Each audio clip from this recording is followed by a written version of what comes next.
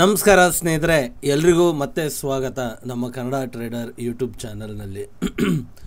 ಸ್ನೇಹಿತರೆ, ಸೆಬಿ ಇತ್ತೀಚೆಗೆ ತುಂಬಾ ಆದಂತಹ ಒಂದು ಅದ್ಭುತವಾದ ಕೆಲಸಗಳನ್ನು ಮಾಡ್ತಾ ಇದೆ. ಸೊ ಏನಪ್ಪ ಕೆಲಸಗಳನ್ನು ಅಂತ ಹೇಳಿದ್ರೆ ಸ್ನೇಹಿತರೆ, ಮಾರ್ಕೆಟು ಕೆಲವೊಂದು ಕಂಪನಿಗಳನ್ನು ಮಾರ್ಕೆಟಲ್ಲಿ ಸೆಬಿ ಕೆಲವೊಂದು ಕಂಪನಿಗಳನ್ನು ಏನು ಮಾಡಿದೆ? Yes, you heard it right. ಏನು ಮಾಡಿದೆ? ಬ್ಯಾನ್ ಮಾಡಿದೆ. ಯಾವುದರಿಂದ? ಟ್ರೇಡಿಂಗನ್ನು ಮಾಡೋದರಿಂದ ಬ್ಯಾನನ್ನು ಮಾಡಿದೆ. ಎಷ್ಟು ವರ್ಷದ ಕಾಲ ಅಂತ ಹೇಳಿದ್ರೆ ಸ್ನೇಹಿತರೆ, 2 ವರ್ಷದ ಕಾಲ ಸೆಬಿ ಏನು ಮಾಡಿದೆ? ಇವರನ್ನು ಬ್ಯಾನ್ ಮಾಡಿದ್ದಾರೆ. ಕರೆಕ್ಟಾ?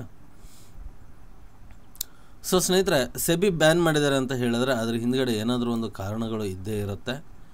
ಸೊ ಆ ಕಾರಣಗಳು ಏನು ಹಾಗೂ ಯಾತಕ್ಕೋಸ್ಕರ ಇವರನ್ನು ಬ್ಯಾನ್ ಮಾಡಿದ್ದಾರೆ ಅಂತ ಇವತ್ತು ನಾವು ಮಂಗಳೂರು ಬನ್ಸ್ ಅಥವಾ ಮಂಗಳೂರು ಬಜಿನ ತಿಂತ ನಾವು ನೋಡೋಣ. ಮಂಗಳೂರು ಬಜಿ ಏನಕ್ಕೆ ಅಂತ ಹೇಳಿದ್ರೆ ಸ್ನೇಹಿತರೆ, ಇವತ್ತು ನಾನಿರೋ ಜಾಗದಲ್ಲಿ ಮಳೆ ಬರ್ತಾ ಇದೆ, ವೆದರ್ ತುಂಬಾ ಸಖತ್ತಾಗಿದೆ. ಸೊ ಹಾಗಾಗಿ ಬನ್ನಿ ಇವಾಗ ನಾವು ಈ ಒಂದು ಬಜಿನ ತಿಂತ ಮಾರ್ಕೆಟಲ್ಲಿ ಏನು ನಡೆದಿದೆ ಏನಿಲ್ಲ ಅಂತ ನೋಡೋಣ ಸ್ನೇಹಿತರೆ. ರೈಟ್ ಸ್ನೇಹಿತರೆ, ಸೆಬಿ ಯಾರನ್ನ ಅಂತ ಹೇಳಿದ್ರೆ ಯೋಗೇಶ್ ಮತ್ತು ರಾಜೇಶ್ ಅನ್ನೋರು ಒಂದು ಮಾರ್ಕೆಟಿಂದ ಬ್ಯಾನ್ ಮಾಡಿದ್ದಾರೆ. ಸೊ ನಾನು ಪೂರ್ತಿ ನಿಮಗೆ ಡೀಟೇಲ್ ಆಗಿ ಇನ್ಫಾರ್ಮೇಷನನ್ನು ನೀಡ್ತೀನಿ. ಸೊ ನೀಡೋದಕ್ಕಿಂತ ಮುಂಚೆ ಬನ್ನಿ ನಾವು ಫಸ್ಟು ಸ್ಕ್ರೀನಿಗೆ ಹೋಗ್ಬಿಡೋಣ. ಸ್ನೇಹಿತರೆ, ಇಲ್ಲಿ ನಾವು ನೋಡಿದ್ವಿ ಅಂತ ಹೇಳಿದ್ರೆ ಸೆಬಿ ಏನು ಮಾಡಿದೆ? ಬ್ಯಾನ್ ಮಾಡಿದೆ 9 ಫರ್ಮ್ಗಳನ್ನು ಸೆಕ್ಯೂರಿಟೀಸ್ ಮಾರ್ಕೆಟಿಂದ, ಅಂದರೆ ಒಂದು ಶೇರ್ ಮಾರ್ಕೆಟಿಂದ 2 ವರ್ಷದ ಕಾಲಾವಧಿಗಾಗಿ ಇವರನ್ನು ಬ್ಯಾನ್ ಮಾಡಿದ್ದಾರೆ. ಸೊ ಇವ್ರು ಏನು ಮಾಡಿದ್ದಾರೆ ಅಂತ ಹೇಳಿದ್ರೆ ಇನ್ವೆಸ್ಟ್ಮೆಂಟ್ ಅಡ್ವೈಸರಿ ರೂಲ್ಸ್ಗಳನ್ನು ಇವರು ಮ್ಯಾನಿಪ್ಯುಲೇಟ್ ಆಗಿದೆ, ಅಂದರೆ ಇವರು ಸ್ವಲ್ಪ ಆ ಕಡೆ ಈ ಕಡೆ ಮಾಡಿದ್ದಾರೆ, ಹಾಗಾಗಿಬಿಟ್ಟು ಇವ್ರನ್ನ ಬ್ಯಾನ್ ಮಾಡಿದ್ದಾರೆ.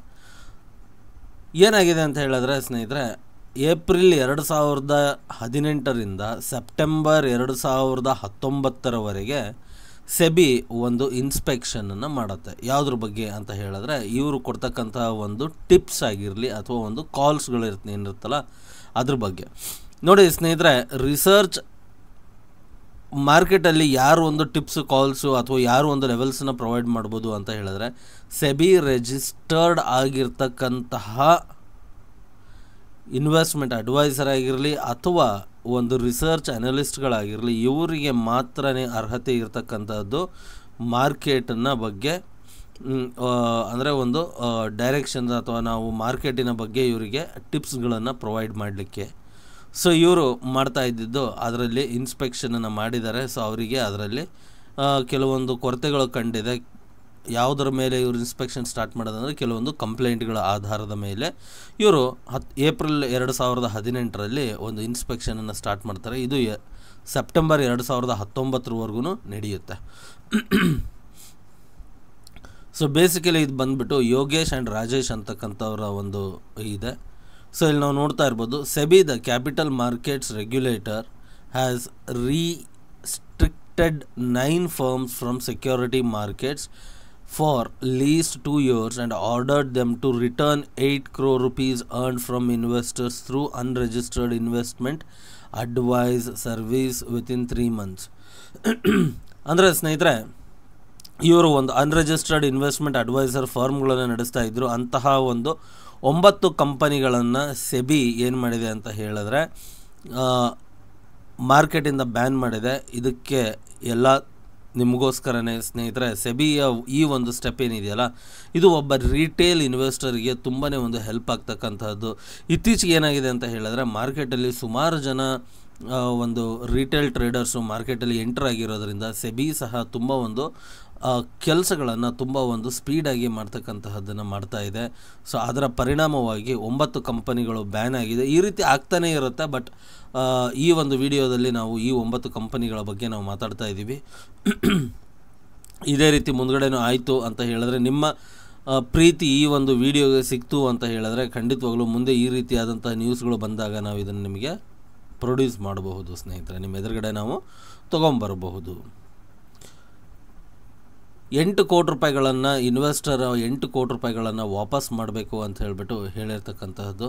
ಇಲ್ಲಿ Yogesh Kukadia, Rajesh R Kalidambil, Nitin Raj, signal to noise capital partners, Investo investment advisers, SS info sales, SL Digisales, CT web sales ಮತ್ತು ML ಟೆಲಿಸೇಲ್ಸ್ ಅಂತಕ್ಕಂಥ 9 ಕಂಪನಿಗಳನ್ನು ಸೆಬಿ ಬಾರ್ ಮಾಡಿದೆ ಸ್ನೇಹಿತರೆ. ಇಷ್ಟೇ ಅಲ್ಲದೇ 18 ಲಕ್ಷ ರೂಪಾಯಿಗಳ ಪೆನಾಲ್ಟಿಯನ್ನು ಸಹ ಸೆಬಿ ಇವರಿಗೆ ಹಾಕಿದೆ.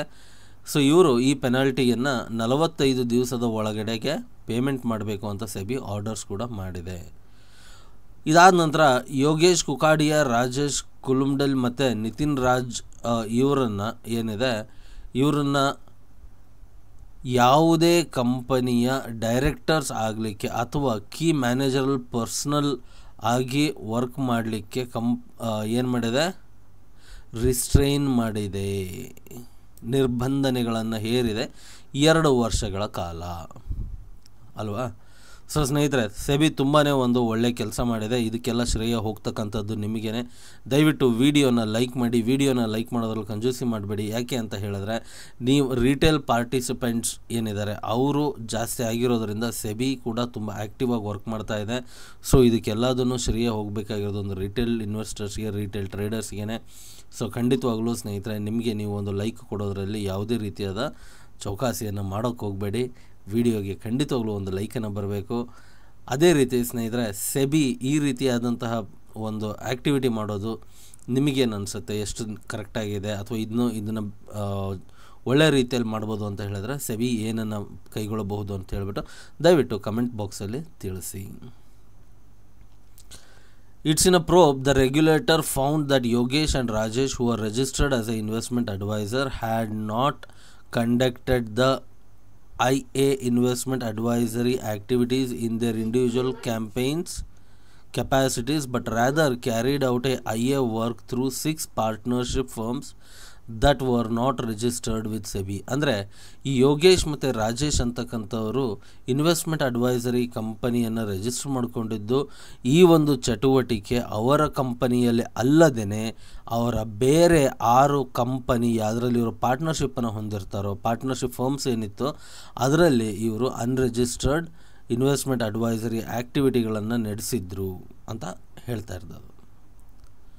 The regulator conducted an inspection of the advisory activities of Yogesh and Rajesh for the period of April 2018 to September 2019 for receiving certain complaints. ಅಂದರೆ ಇವರ ಬಗ್ಗೆ ಕೆಲವೊಂದು ಕಂಪ್ಲೇಂಟ್ಗಳು ಬಂದಿದೆ. ಅದರ ಆಧಾರದ ಮೇಲೆ ಈ ಸೆಬಿ ರೆಗ್ಯುಲೇಟರ್ ಏನಿದ್ದಾರೆ ಇವರು ಕೆಲವೊಂದು ಇನ್ಸ್ಪೆಕ್ಷನ್ಗಳನ್ನು ನಡೆಸ್ತಾರೆ. ಅದರ ಪರಿಣಾಮವಾಗಿ ಈ ರೀತಿ ಹೊರಟಿದೆ.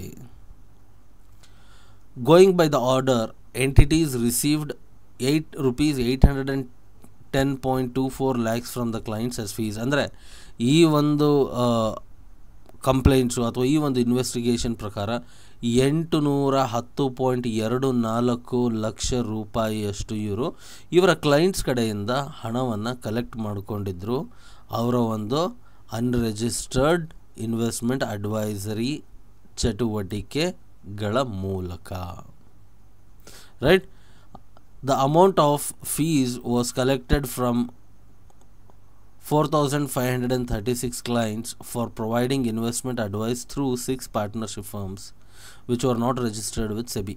ಈ ಏನಿದೆ 810.24 ಲಕ್ಷ ಅಮೌಂಟ್ ಏನಿದೆ ಇದು ಸರಿಸುಮಾರು 4,536 ಕ್ಲೈಂಟ್ಸ್ಗಳಿಂದ ಬಂದಂತಹ ಫೀಸ್ ಏನಿದೆ ಅದನ್ನು ಇವರು ಪಡೆದುಕೊಂಡಿದ್ದರು. ಅಂದರೆ ಈ 810.24 ಲಕ್ಷ ಆಗಬೇಕು ಅಂತ ಹೇಳಿದ್ರೆ ಇವರು 4,536 ಕ್ಲೈಂಟ್ಗಳಿಗೆ ಇವರು ಇಷ್ಟು ಜನ ಕಡೆಯಿಂದ ಇವರು ಫೀಸನ್ನು ಕಲೆಕ್ಟ್ ಮಾಡ್ಕೊಂಡಿದ್ದಾರೆ.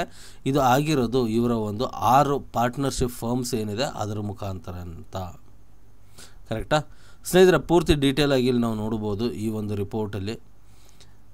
ನಾನು ಈ ಒಂದು ರಿಪೋರ್ಟಿನ ಸೋರ್ಸನ್ನು ಸಹ ನಾನು ನಿಮ್ಗೆ ಹೇಳ್ತೀನಿ. ಝಿ ಬಿಸ್ನೆಸ್ಸಿನ ಒಂದು ಬ್ಲಾಗಿಂದ ನಾನು ಈ ಒಂದು ಡೇಟಾವನ್ನು ತೊಗೊಂತಾ ಇದ್ದೀನಿ. ಸ್ನೇಹಿತರೆ, 3 individuals who are common partners in all 6 partner firms have collected fees from the client through 6 partnership firms which were not registered and hence not eligible to collect such fees. ಅಂದರೆ ಈ 3 ಜನ ಇಂಡಿವಿಜುವಲ್ಸ್, ಈ 3 ಜನ ಪ್ರತ್ಯೇಕ ವ್ಯಕ್ತಿಗಳು ಏನಿದ್ದಾರೆ ಇವರ ಒಂದು 6 ಪಾರ್ಟ್ನರ್ಶಿಪ್ ಫರ್ಮ್ಗಳಿಂದ ಈ ಒಂದು ಹಣವನ್ನು ತೊಗೊಂಡಿದ್ದಾರೆ. ಸೊ ಈ 6 ಪಾರ್ಟ್ನರ್ಶಿಪ್ ಫರ್ಮ್ಸ್ಗಳು ಈ ಹಣವನ್ನು ತೆಗೆದುಕೊಳ್ಳೋದಕ್ಕೆ ಯಾವುದೇ ಅರ್ಹತೆಯನ್ನು ಪಡೆಯೋದಿಲ್ಲ ಅಂತಕ್ಕಂಥದ್ದನ್ನು ಇಲ್ಲಿ ಈ ಒಂದು ರಿಪೋರ್ಟಲ್ಲಿ ನಮಗೆ ಹೇಳ್ತಾ ಇರ್ತಕ್ಕಂಥದ್ದು. ಸ್ನೇಹಿತರೆ, ಸೆಬಿ ನನಗೆ ಕೇಳಿದ್ರಿ ಅಂತ ಹೇಳಿದ್ರೆ ಸೆಬಿ ನಿಜವಾಗ್ಲೂ ತುಂಬ ಒಂದು ಒಳ್ಳೆಯ ಕೆಲಸ ಮಾಡಿದೆ. ಸೊ ಸ್ನೇಹಿತರೆ, ನೀವು ಟ್ರೇಡ್ಸ್ನ ಹಾಕಬೇಕಾದ್ರೂ ಅಷ್ಟೇ ಅಥವಾ ಟ್ರೇಡ್ಸ್ಗಳು ಎಕ್ಸಿಕ್ಯೂಟ್ ಆಗಬೇಕಾದ್ರೂ ಅಷ್ಟೇ ನಾವು ಸೆಬಿ ರಿಜಿಸ್ಟರ್ಡ್ ಆಗಿರ್ತಕ್ಕಂತಹ ಒಂದು ಫರ್ಮಿನ ಜೊತೆಯಲ್ಲಿ ಕೈ ಜೋಡಿಸ್ಬೇಕಾಗತ್ತೆ. ಕಾರಣ ಏನು ಅಂತ ಹೇಳಿದ್ರೆ ಸೆಬಿ ಅದನ್ನು ಮಾನಿಟರ್ ಮಾಡ್ತಾ ಇರ್ತಾರೆ. ಸೊ ಹಾಗಾಗಿಬಿಟ್ಟು ನಮ್ಮ ರೀಟೇಲ್ ಇನ್ವೆಸ್ಟರ್ಸ್, ನಿಮ್ಮಂಥ ರೀಟೇಲ್ ಇನ್ವೆಸ್ಟರ್ಸ್ ಏನಿದ್ದಾರೆ ಅವರ ಒಂದು ಕ್ಯಾಪಿಟಲ್ಲು ಸೇವನ್ನು ಮಾಡಲಿಕ್ಕೋಸ್ಕರವಾಗಿ ಅವರು ಹೊಡೆದಾಡ್ತಾ ಇರ್ತಾರೆ, ಅವರ ಒಂದು ಪರಿಶ್ರಮ ತೋರಿಸ್ತಾ ಇರ್ತಾರೆ. ಸೊ ನಾವು ಸಹ ಅಂಥ ಒಂದು ಪಾರ್ಟ್ನರ್ಶಿಪ್, ಅಂಥ ಒಂದು ಸೆಬಿ ಅಂಡರಲ್ಲಿ ಬರ್ತಕ್ಕಂತಹ ಒಂದು ಒಂದು ಬ್ರೋಕರ್ಗಳ ಜೊತೆಯಲ್ಲಿ ನಾವು ನಮ್ಮ ಡಿಮ್ಯಾಟ್ ಅಕೌಂಟನ್ನು ಹೊಂದಿದ್ವಿ ಅಂತ ಹೇಳಿದ್ರೆ ನಾವು ಸುರಕ್ಷಿತವಾಗಿರ್ತೀವಿ. ಸೊ ಸ್ನೇಹಿತರೆ, ನಾನು ಇವತ್ತು ನಿಮಗೆ ಈ ಅಲೈಸ್ ಬ್ಲೂ ಅಂತಕ್ಕಂತಹ ಒಂದು ಬ್ರೋಕರ್ ಏನಿದ್ದಾರೆ ಇವ್ರನ್ನ ಬಗ್ಗೆ ನಾನು ನಿಮಗೆ ಇಂಟ್ರೊಡ್ಯೂಸ್ ಮಾಡೋಕ್ಕೆ ಹೋಗ್ತಾ ಇದ್ದೀನಿ. ಸ್ನೇಹಿತರೆ, ಈ ಒಂದು ಬ್ರೋಕರ್ ಏನಿದ್ದಾರೆ ಇವರು ಸೆಬಿಯ ಒಂದು ಎಲ್ಲ ರೂಲ್ಸ್ಗಳನ್ನು ಫಾಲೋ ಮಾಡಿಕೊಂಡು ಒಂದು ರಿಜಿಸ್ಟರ್ಡ್ ಬ್ರೋಕರ್ ಆಗಿರ್ತಕ್ಕಂತಹವರು. ಸ್ನೇಹಿತರೆ, ಇವರಲ್ಲಿ ಬಳಿ ನೀವು ಮಲ್ಟಿಪಲ್ ಒಂದು ಟ್ರೇಡಿಂಗ್ ಪ್ಲ್ಯಾಟ್ಫಾರ್ಮ್ಸ್ಗಳನ್ನು ನಾವಿಲ್ಲಿ ನೋಡಬಹುದು. Like alloys blue ant web ಅಂತ ಇದೆ, ಅಲೈಸ್ ಬ್ಲೂ ಆ್ಯಂಟ್ ಮೊಬೈಲ್ 2.0 ಅಂತ ಇದೆ, ಅಲೈಸ್ ಬ್ಲೂ ಆ್ಯಂಟ್ ಆ್ಯಪ್ ಅಂತ ಇರ್ತಕ್ಕಂತಹದ್ದು.